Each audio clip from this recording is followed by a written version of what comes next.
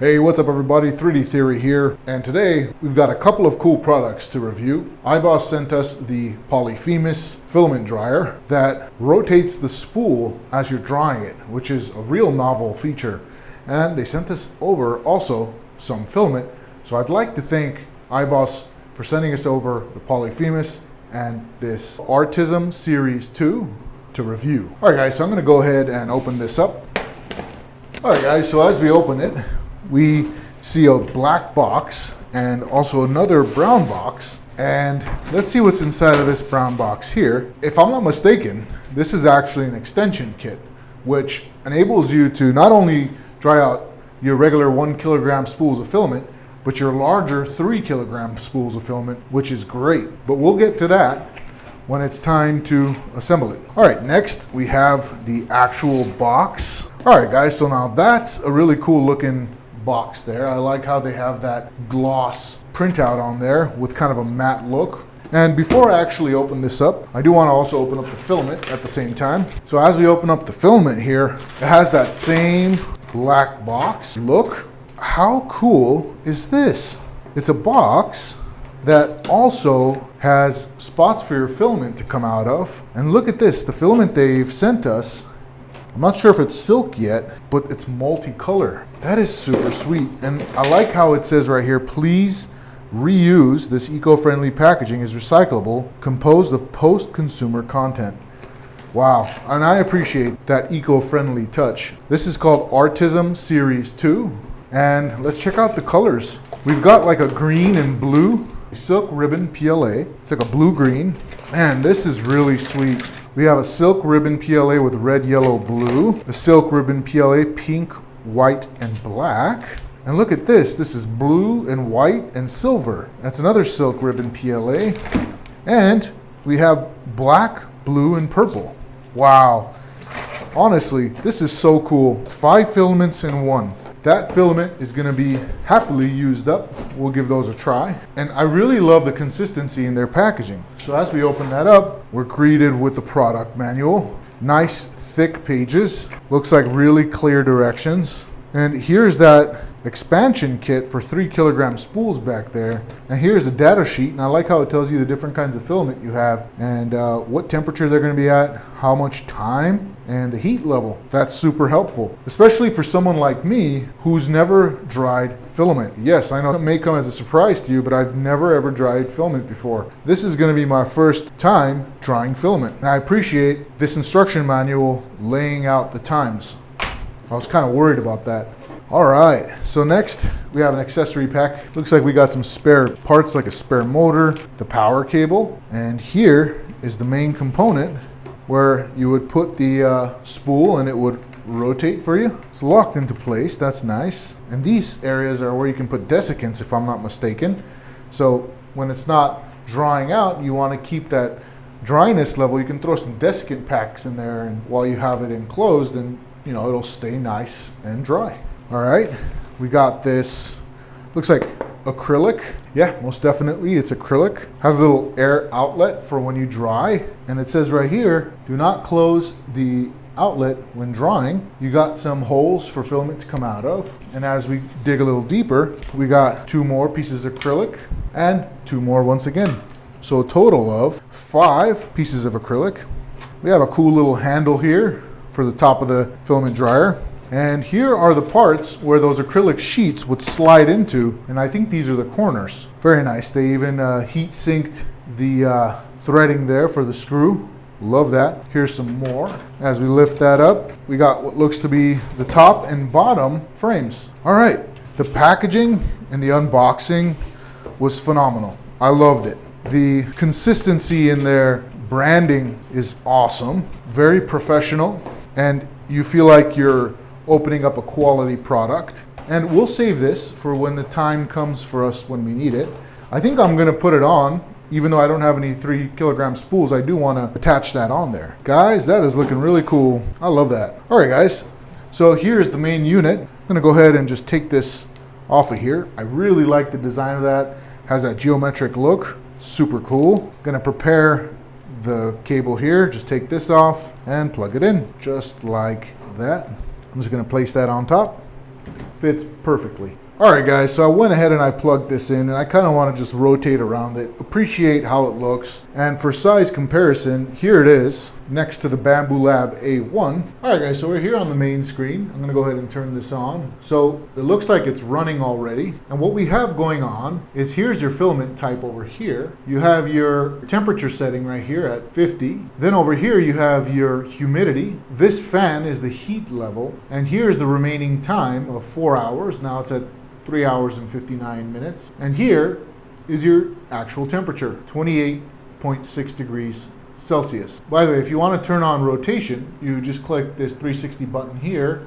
You can increase and decrease the speed there. This is your options and your settings. All right, guys, so to select your type of filament, which I know I'm going to be using PETG, you click this option button. Then we can just start to go ahead and select which one we want to be using. See, we have PETG there. That's good to go. And as we know from the booklet, for PETG, we want it to be at 55 degrees Celsius, which is at 55 here already, which is nice, and for 2 hours. So it already sets it for you. That's very nice. And we could tell here that the actual temperature is increasing to meet the 55 degrees Celsius. And since I don't want to be at Celsius, I'm going to go ahead and switch it to Fahrenheit. And to do that, you just click the settings button for 3 seconds. 1, 2, and 3. And right here it shows that we're at 104 degrees Fahrenheit.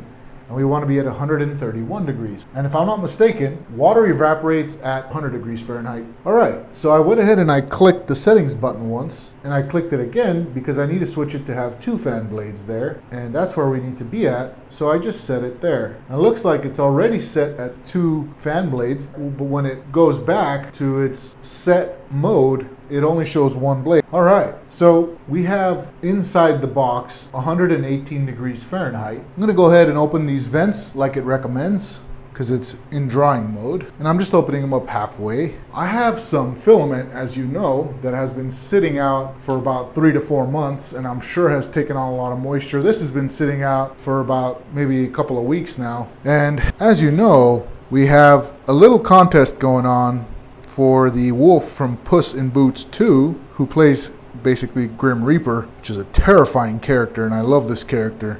One of my favorite 3D animated feature film characters, villains rather, is this guy here. Super cool. And this was done on a Hallet 1, or Creality Hallet, resin SLA 3D printer. And I got a 0.2 millimeter nozzle set in here, and in Bamboo Studio, I got the fine settings tuned in with that really small nozzle. And here's one that I did, but the arms and the legs broke off, but the details are fantastic. And they break off because I used the same PETG filament for the supports, and I feel like it was a little hard.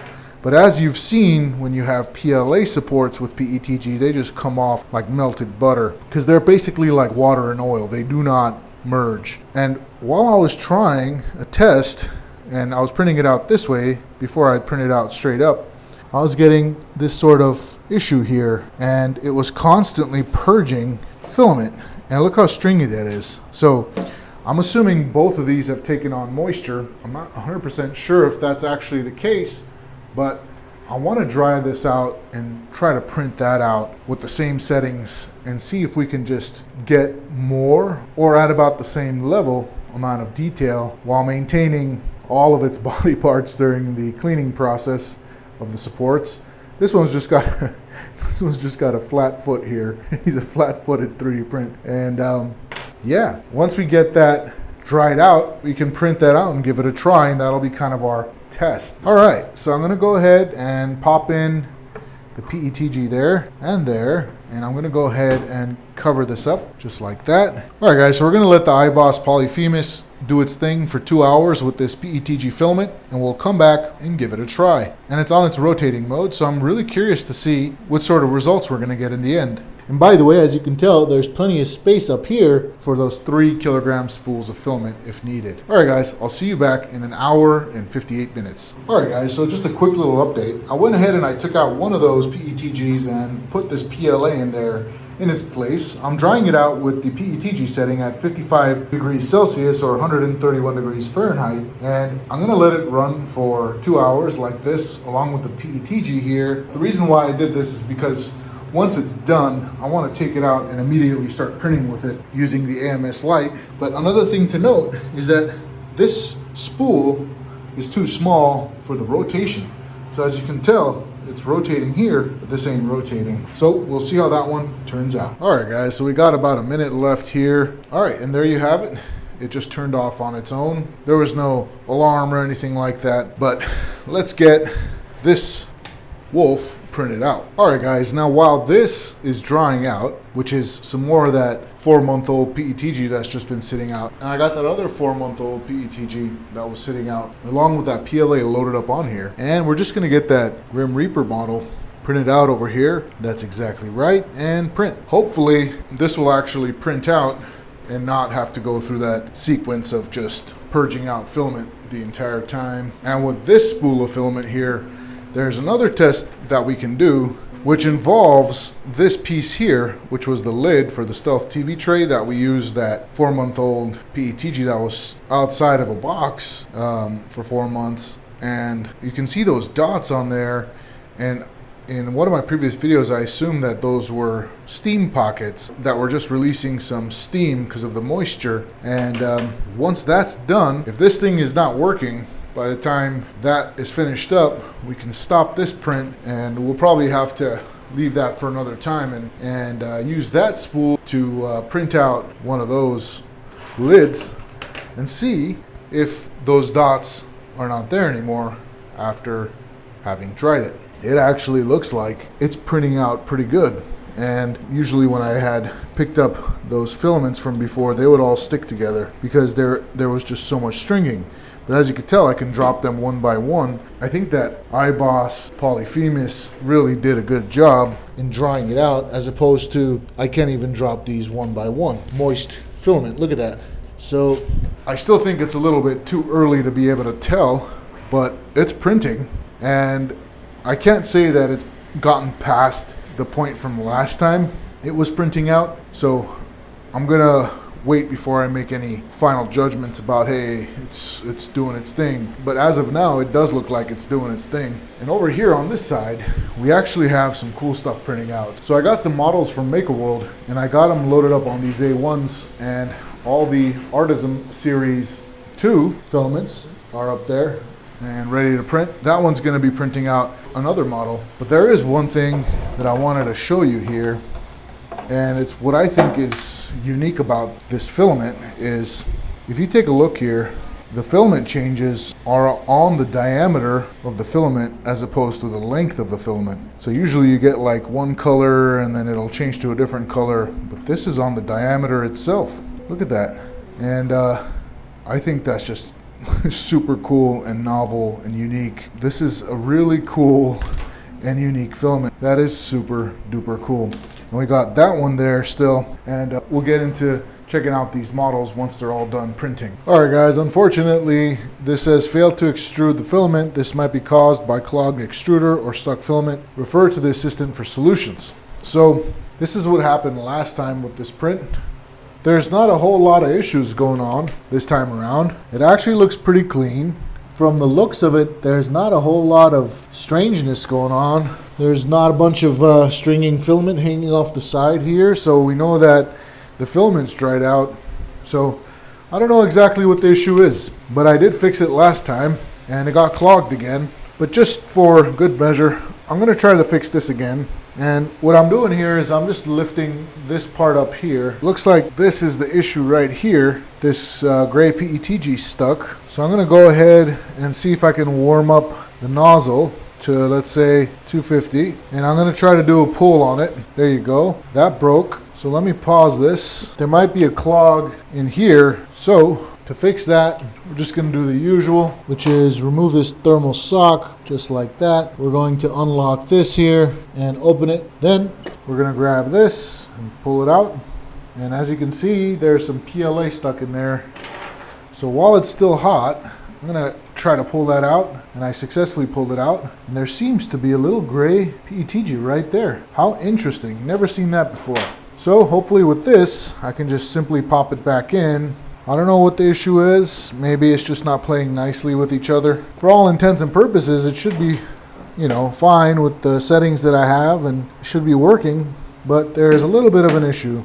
So with that fixed, I'm gonna try to put this in as carefully as I possibly can. All right, now I'm gonna just pop this back on. Very nice. Just holding this bottom part, pop that back in, and I'm just gonna push this little square ring down like that. And now that that's back in, I'm gonna try to bring that back in now, just like that. We're gonna do check solution, and let's click play. Let's see if this will continue. All right, guys, so unfortunately, just moments later, it got clogged again. So this happened over and over again. Last couple of times I tried printing with this, so I think I'm not going to use PLA and just call it a day with that. But what I will do is I will print it out all in PETG with those settings, but without PLA. And I'll use this filament to print out this top piece right here, and hopefully after drying it, we can see that those dots are not there, and that's already dried. So I'm gonna get that loaded up, print out that lid, and I'll see you tomorrow, because it is nighttime now. All right, guys, see you then. All right, guys, it is officially the next day, and we have some pretty cool results for you guys. So the first thing is that we went off and did another print of this lid here. And the reason is because we were getting, as you can tell, little dots all over the surface, which I think are steam pockets that are escaping during the printing process. Some people commented as well, agreeing that that's what it is. And after having dried it, we don't have any of those steam pockets. So I can comfortably say that the EIBOS did its magic. No dots, dots. So that's already a cleaner surface. And man, does it look good. So I can confirm, according to this test, that EIBOS did dry out this PETG in that 2-hour time span with the generic settings that were on that EIBOS Polyphemus. Uh-oh, unbeknownst to me, I put that acrylic panel backwards. I gotta flip it later on. So the wolf here printed out in one color. So I wouldn't say it was the filament dryer that didn't dry out the filament, because it certainly did, as you can tell with this here lid. So this is what we're looking at.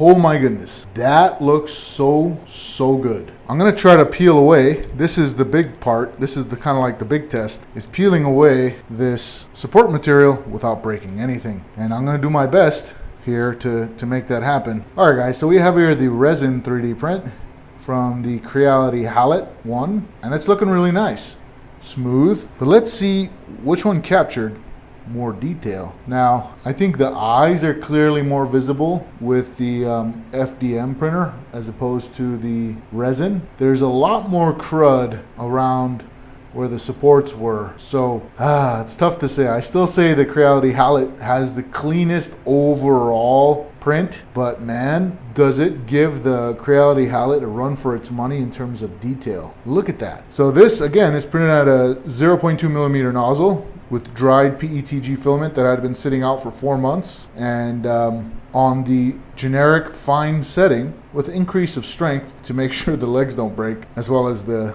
scythes. But man, does that look good.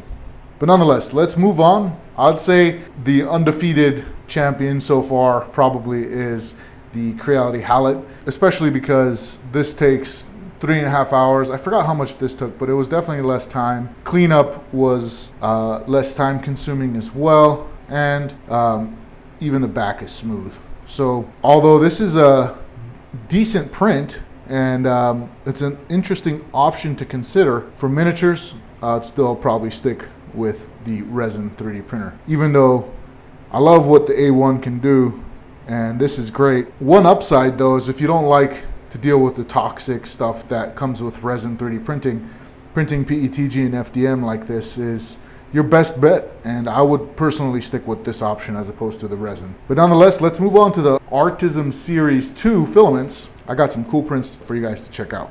All right, guys, and so last but not least are these filaments here. Printed out a variety of stuff from Makerworld, and we're just gonna go through and I'm gonna show you everything here. So first things first is this blue-green Silk PLA. I ended up printing out this iris, which looks really nice. I really like how that blue line goes around like that, and the green as well, and it just looks really cool. And it's a really fun little fidget toy here. that, again, is all on Makerworld, everything I'm going to show you right now. And yeah, it's super shiny. It did a really good job. Really enjoyed this filament here. Next, we have this blue, silver, and white filament, Silk PLA. And I went ahead and I printed out this really cool little cat design. And as you can see, it's just so nice. Most of the stuff I printed was on the print bed like this. So you get to see kind of like the top surface and how it would look. But when you turn it to the side, you can kind of see how that looks there, and it looks really nice. I really like this kind of abstract cat design, and I thought it would look really nice like that. So that was the blue, silver, and white PLA. And I didn't want to stop with the cat stuff because I like cats. And black, blue, and purple Silk PLA here. I got this fidget toy printed out, and it is super fun. It looks absolutely great. It performed great. And as you can see, there's the sides there. And this was just a real fun cat flexi toy that you can print out. All right, next we have this pink, white, and black Silk PLA. And I didn't really know how this would look because they sounded like an unusual mix of colors, but it turned out to be one of my favorites. And I had printed this out vertically because I wanted to see what the side would look like, because we're getting a lot of the flat prints with whatever I've printed so far, and you're seeing kind of like the top layer, but I really wanted to check out the side. And this is actually a little storage container, and that looks absolutely cool too. It almost reminds me of like rose gold. And I'm just keeping my little plastic blades in here. And again, it did an absolutely wonderful job. Very smooth, looks cool. And last but not least, we have this red, yellow, and blue. And I thought that looked really fun and like carnival-y, you know, fun toy kind of color scheme there. So I went ahead, and I didn't finish building it yet, but these are those little collapsible ball things that you can kind of open up and close. I did have a couple of issues with it, and I think it was just because, you know, the Silk PLA doesn't usually in general have the best layer adhesion, but nonetheless, it overall did a great job. And what was happening was there are a couple pieces that print out, and there's a 5-way connecting point, and these little notches here would pop off after I put this in, and it wasn't doing it with a 3-way connection point, but it happened as I was assembling it, and I figured I should probably continue with filming this project and kind of show what I got so far. And as you can tell, that looks really fun. You got the red, blue, and the yellow, and then as you zoom into these arms, here's one arm example, you get a really nice mixture of colors there. So it's a really fun PLA to be able to print with, a Silk PLA at that. So I'm really looking forward to finishing this up, and overall they performed really, really well. This Artism Series 2 did an absolute awesome job of all the prints that we had here, and I would say that I'm very happy with this EIBOS Polyphemus. Again, I just want to thank EIBOS for sending this over for us to review. That about wraps it up for today, guys. Thank you so much for joining me. Until next time, peace, love, and joy.